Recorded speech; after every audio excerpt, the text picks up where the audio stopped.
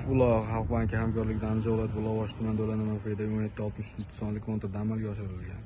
Bu yerda sarimsoqpiyoz ekilgan, maydoni hajmi 10 gektar, uzunligi 620 metr, bo'yi 200 metr. Bu yerda ekinlar zamonaviy usullar bilan parvarish qilinmoqda.